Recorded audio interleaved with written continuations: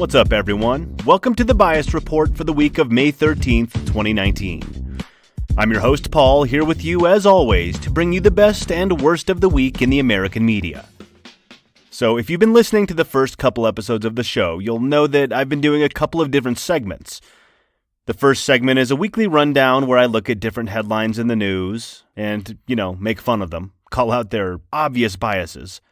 And then I have a second segment on one main story, where I take a more in-depth look into one major story of the week and uncover the underlying narrative at play from different media outlets.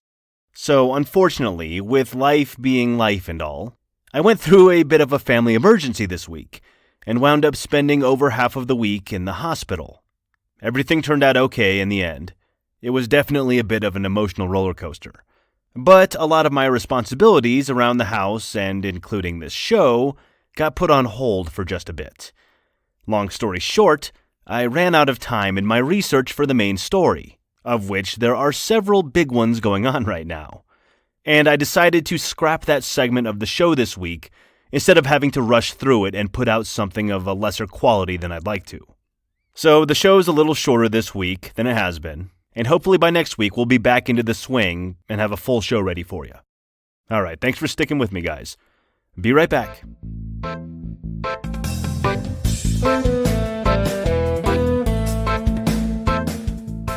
Here we go for this week's rundown. This is the segment where I take different headlines from the news, from left, right, and other media outlets, read through them, and see what they tell me. Once again, this is just the headline I'm reading. I do no fact-checking. I don't read any of the stories. I'm just going through the headlines and trying to see what they say. So this week I am starting on the left. From CNN. Why residents are leaving Trump Tower. I really doubt that CNN would be reporting on the vacancy rates of one solitary apartment building if said building didn't have that bad man's name plastered to the side of it.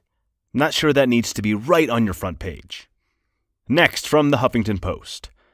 1 million Londoners set to march against Trump during UK state visit. Poll. So nothing too new here. People all over the world have issues, rightfully so in many cases, with Donald. Just pointing out that I don't think you would be seeing this headline in more right-leaning organizations. Up next, from alternate.org. Spinelessness is contagious. Conservative MSNBC host lashes out at the GOP's complicity in Trump's cover-up. Wow, Trump is so bad that even conservative news hosts are lashing out against him? Wait a minute. This guy's from MSNBC? A conservative news host, huh? By MSNBC standards, a conservative host is basically just someone on their staff that has a cousin who lives in Oklahoma. Up next, from CNN. Farmer who voted for Trump. I'm not going to be quiet. Oh boy, look guys. One single guy who voted for Trump has changed his mind about the man. We better link a story about that to the front page. Up next, also from CNN. Libyan general praised by Trump accused of possible war crimes. So, in my opinion, an actual reporting of objective fact, which is, once again, what I think the news should be, could probably just read, Libyan general accused of possible war crimes. But it kind of seems like CNN's brand to add, praised by Trump. Just connect him with any evil, horrible person that you can by any means necessary. And that's all from the left this week. On to the right side of the aisle. From nationalreview.com.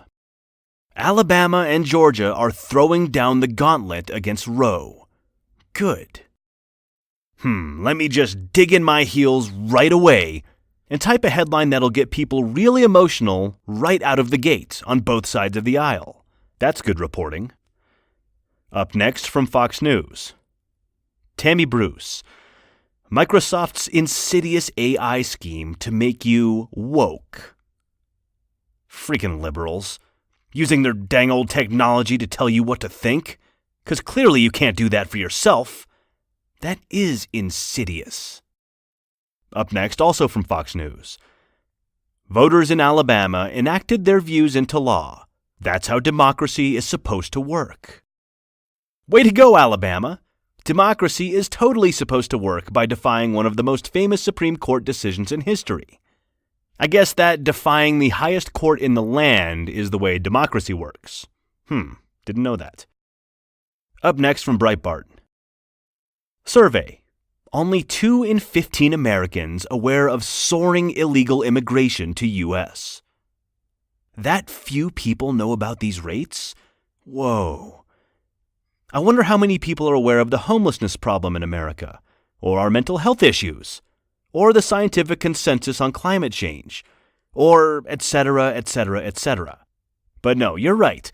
Clearly, we need to spread the word about these mostly hardworking people coming to the land of opportunity to find a better life.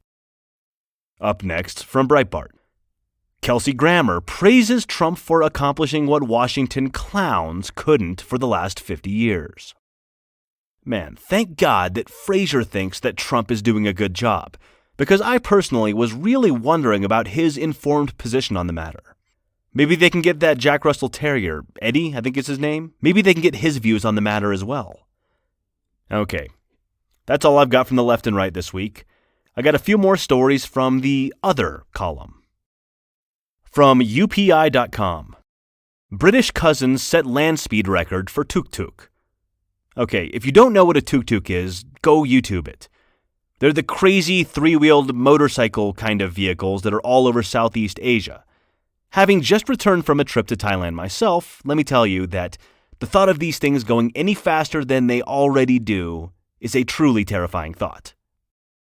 Next, also from UPI.com. Bear breaks into Colorado car, destroys interior. Okay, I'm a lifelong Colorado resident, and I've got to say that I'm sick and tired of news coverage portraying bears as low-life thugs, just waiting to break into your car or destroy your bird feeder. You never see the stories about the hard-working family bears, or all of the great bear charity work going on in the forest. Clearly biased. And finally, from Reuters. Thou shalt not gossip, Pope tells hairdressers. I really don't know what to think with this one without any context. Does the Pope even have any hair? I feel like he doesn't. Why don't you stay in your lane, Your Holiness? Well, now is when I'd usually head into the main story for the week. But as I stated at the top of the show, there is no main story this week. You can tune back in next Friday, the 24th, for another full-length show, barring any more medical emergencies or other curveballs thrown at my head by the universe.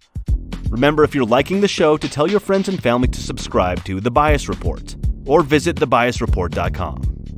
You can follow me on Twitter at bias_report, or visit my Facebook page, The Bias Report. All right, thanks guys, bye.